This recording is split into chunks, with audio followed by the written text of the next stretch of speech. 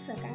यावेळी टाईम बघू शकता सकाळचे 7:15 वाजलेले आहेत. आजचा वार रविवार आहे, म्हणजे संडे आहे. सगळ्यांना हॅपी संडे. आजच्या दिवशी ना सगळ्यांना सुट्टी असते, पण आपली डबल ड्युटी असते. वार तर सांगितलं, तारीख आहे 28 जून. तर सगळी सकाळची कामं झालेली आहेत. अंगणाची साफसफाई, रांगोळी काढणं, बाहेरची सगळी कामं आवरली आणि वातावरण बघू शकता खूप छान झालेलं आहे. असं वाटत आहे पाऊस येणार की काय. एकदम थंड अशी हवा आहे आणि छान वातावरण झालेलं आहे. आणि माझी सगळी कामं आज लवकर आवरलेली आहेत, म्हणजे 6:15पर्यंत सगळी कामं झालेली आहेत. आता स्वयंपाकाला सुरुवात करूया. तर देवपूजा आता उद्या आहे वटपौर्णिमा, तर उद्याची तरी वेगळीच घाईगडबड असणार आहे. तर देवपूजा आणखीन झालेली नाही आहे, तर देवपूजा निवांत करणार आहे. यांसाठी चहा वगैरे बनलेले आहे, तेच पसार आहे किचनमध्ये. तर हे सगळं काढून घेते आणि स्वयंपाक बनवते. तसं तर रविवारी काहीतरी नाश्त्याला मला बनवायचं असतं, पोहे किंवा सुशेला काहीतरी बनवणार आहे. आणि दोडके आणून ठेवले, तर दोडक्याची भाजी, भाकरी, भात हेच मी आज साधा सिंपल स्वयंपाक असणार आहे. आता उद्या असणार आहे पुरणपोळीचा स्वयंपाक. तर चला तर मग लागूया पटकन. छान वाटत आहे वातावरण. असं वाटतं की किचनमध्ये जाऊन थोड्या वेळ वरती जावं, पण होत नाही. सकाळी सकाळी धावपळ खूप असते. थोड्या वेळात हे दूध पण घेऊन येतील आल्यानंतर, तोपर्यंत मी नाश्ता बनवते.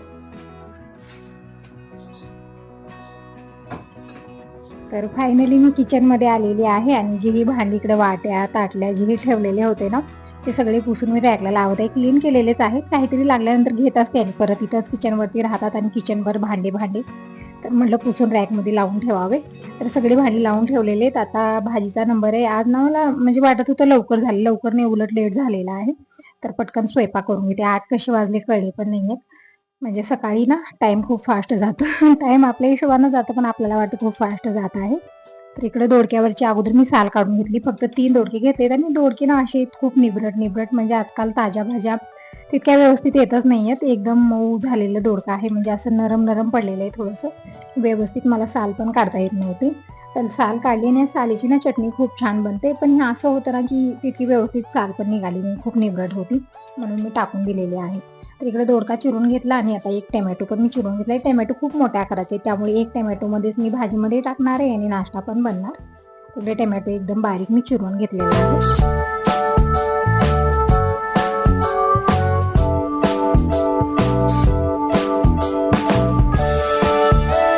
आता कोथिंबीर चिरून घेऊ. तर कोथिंबीर इकडं एकदम बारीक मी चिरून घेतलेले आहे. तर अगोदर हे सगळं चिरण्याचं कुटण्याचं काम मी करून घेते आणि मग त्यानंतर स्वयंपाक बनवायला वेळ लागणार नाही. आणि सकाळी थोडंसं मला आज कंटाळा येत होता, वाटत होतं कधी करायचं. लेट झाल्या दिवशी तर असं वाटतं की कधी करायचं आता. पण काही ऑप्शन नसतं, कारण भूक तरी लागते ना. तर इकडे हिरवी मिरची मी बारीक चिरून घेतलेली आहे. मी सगळे डबे फ्रीजमध्ये लावून ठेवलेले आहेत. आणि इकडे 3-4 कांदे घेतलेले आहेत, म्हणजे आज सुशेला बनणार. सुशेलामध्ये थोडेसे कांदे जास्त टाकून बनवायचं, सुशेला छान बनतो. तर इकडे कांदेवरची साल काढून स्वच्छ धुवून घेतलेले आहेत कांदे सगळे, म्हणजे एकदम काळपट असे कांदे आणि थोडेसे खराब पण निघालेले त्यामध्ये. म्हणजे कांदे मी मिसलेले आहेत ना, जे कांदे असे निघालेले होते खराब, तेच कांदे मी यूजमध्ये घेतलेले आहेत.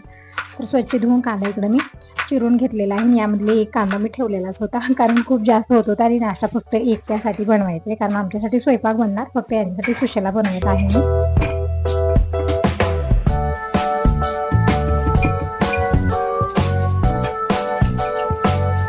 भाजीसाठी मी लसूण पण वाटून घेतलेलं आहे, ताटलीत काढून ठेवलं. आणि लसणाचं खलबत थोडंसं असं झालं होतं, म्हणजे दररोज लसूण वाटून त्यामुळे पाणी भरून ठेवलेले, ते भिजत राहील. जोपर्यंत मी भांडे क्लीन करायला घेते तोपर्यंत व्यवस्थित ते भिजलं जाईल आणि स्वच्छ निघतं. नाहीतरी एकदमच आपण क्लीन करायला घेतलं तर निघत नाही, एकदम हडकल्यासारखं झालेलं होतं.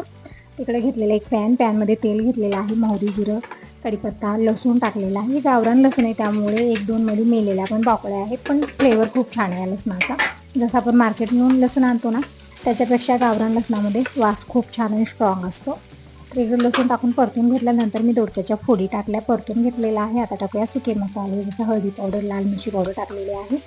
आणि बाकीचे कुठले मसाले नाही आहेत, संपले, धना पावडर वगैरे काही नाही आहे. आता यांना सांगितलं आणायला तर काय म्हणतात, मसाले टाकायचे नाही आहेत. मग तर काय माझ्याकडे काही ऑप्शनच राहणार नाही, जे आहे ते टाकायचं आणि करायचं.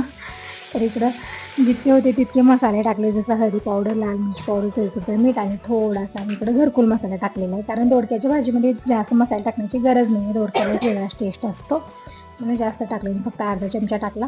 आणि इकडे शेंगदाणे आणि काळवाची चटणी 3-4 चमचे टाकलेले आहे. चवीपुरतं मीठ टाकलं आणि खूप सारं पाणी टाकलं, म्हणजे जशी रसा भाजी असते ना तशी मी बनवणारे, वेगळं आज वरण वगैरे बनणार नाही, कारण एकतरी आमचं एक वेळचं जेवण असतं आणि मला तुरीचं वरण खायचं नाही आहे. म्हणजे पतपाणी चालू आहे ना माझं त्यामुळे मी बनवत नाही, फक्त दोडक्याची रसा भाजी. आणि बाबा पण जास्त भाजी वगैरे खाणार नाही, म्हणून मी फक्त इतकीच भाजी बनवली. आज वेगळं वरण वगैरे बनलेलं नाही.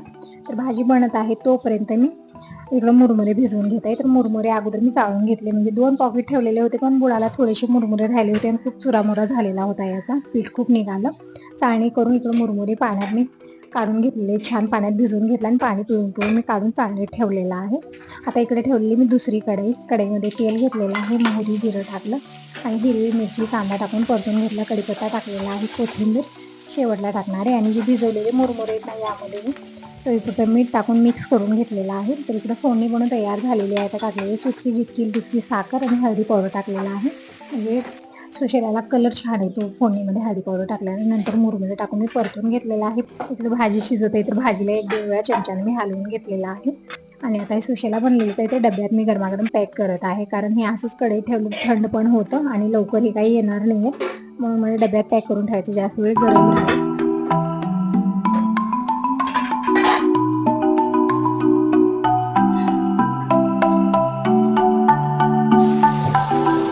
सुशेला बनलेली भाजी पण बनत आहे, संग भातही बनत ठेवत आहे. तर तांदूळ घेतलेले 1 ते 1.5 गिलास छोटा गिलास, आणि जास्त भात पण बनवत नाही, कारण स्वयंपाकच खपत नाही, फक्त 3 जण जेवण करणार आणि त्यामध्ये आज आमचा उपवास.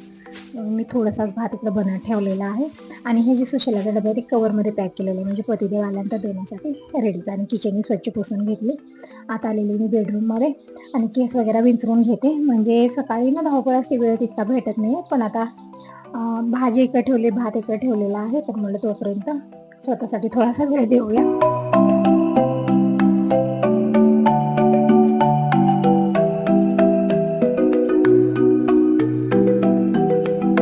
झालेला आहे केस वगैरे बांधून. आता आलेले मी परत किचनमध्ये आणि इकडे भाजी बघितली, भाजी मस्त बनलेली आहे. तर गॅस बंद केला आणि कुकरला 1 शिटी झालेली आहे, आणखीन 1 शिटी ह्याचा वेट करूया, तोपर्यंत मी पाणी भरून घेते. सकाळी विचार करण्याची गरज नाही, धावपळ सुरूच असते, सगळी कामं आवरेपर्यंत, म्हणजे सकाळी 6 ते 12 वाजेपर्यंत अशी धावपळ आपली सुरू असते. तर इकडं पाणी भरून घेतलेलं आहे, मोठा हंडा छोटा हंडा, आणि संग देवपूजाही करून घेते. तिकडं ताट घेतलेले, ताटलीमध्ये देव काढून घेतले सगळे, आणि किचन काउंटरच मी देवांना स्नान घालत असते, कारण खाली तिथला स्पेस नाही आहे, पाणी होतं सगळीकडे.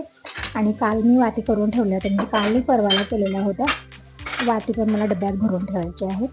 तर अगोदर तर मी देवपूजा करून घेते आणि निवांत वाती वगैरे नंतर भरणार आहे.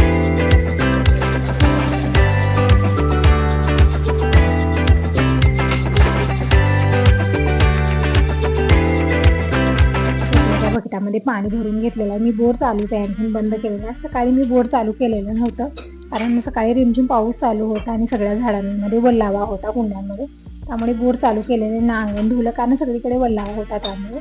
तर आता मी बोर चालू केलेले, वरच्या टाक्या पण रिकाम्या झालेले, तर भरपूर वेळ झालं बोर चालू आहे. हांडे भरून घेतले, इकडं पाणी देवासाठी मी छोट्या भांड्यामध्ये भरून घेतलेलं आहे. देवांना स्नान घातलं. आता देवपाट्यात विराजमान करूया. मोठ्या मूर्त्या मागच्या साईडला, छोट्या मूर्त्या समोर ठेवलेल्या आहेत, आणि इकडे साईडला खूप आवाज येत आहे, खूप गर्दा चालू आहे, म्हणजे आज रविवार आहे ना, त्यामुळे सगळी मुलं घरीच आहेत आणि सगळ्यांच्या घरामध्ये वेगळाच गोंधळ सुरू आहे, खूप गर्दा करत आहेत, सगळे बाहेर खेळते चालू आहेत, त्यामुळे त्यांचा पण आवाज यामध्ये ॲड होत आहे, थोडंसं इग्नोर करा.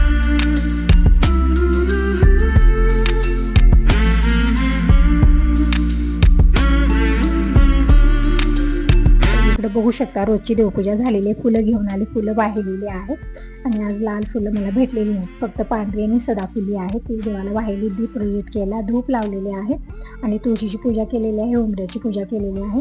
तर देवपूजा कंप्लीट झालेली आहे. पूजा झाल्यानंतर छान असं प्रसन्न वाटतं. पूजा झालेली आहे. आता इकडे बनत आहे माझ्यासाठी डिकाशन चहा, आणि संग दूध पण गरम करायला ठेवते, आणि भाकरी बनवायचे, पण बाबा आणखीन आलेली नाही आहेत, त्यामुळे म्हणलं निवांत चहा वगैरे घेऊ. बाबा आल्यानंतर घाई गडबड खूप असते, पटकन भाकरी बनवायचं, जेवायला वाढायचं.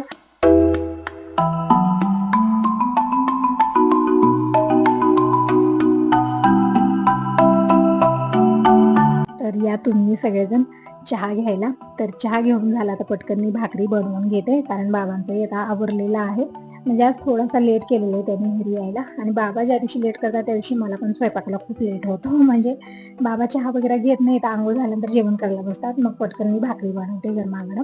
तर इकडं दूध मी इकडच्या बनववर ठेवलेलं आहे आणि हवा खूप जास्त आहे त्यामुळे मी दार बंद केलं आणि इकडे फोन चालू आहे. दिनेशला बोलत बोलत मी भाकरी बनवत आहे.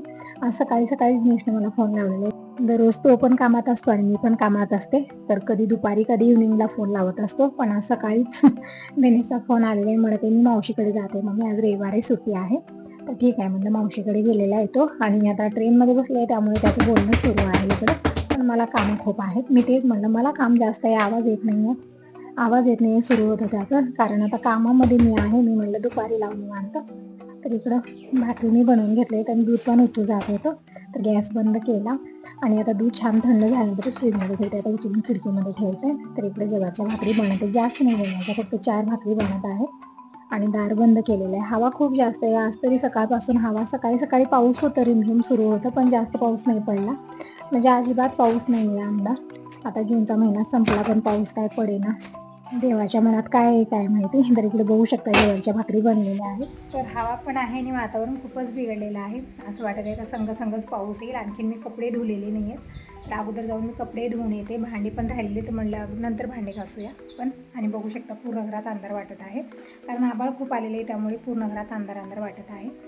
तर चला आता लागूया कामाला आणि याचसोबत या व्हिडिओला इथे सेंड करते. व्हिडिओ कसा वाटला नक्की सांगा. पहिल्यांदा बघत असाल तर चॅनलला सबस्क्राईब करा, लाईक करा आणि कमेंट करून नक्की सांगा तुम्हाला माझे व्हिडिओ कसे वाटतात. आणि उद्या आहे वटपौर्णिमा, तर सगळ्यांना वटपौर्णिमेच्या खूप खूप शुभेच्छा. चला तर मग बाय बाय, टेक केअर, भेटूया नेक्स्ट व्हिडिओमध्ये.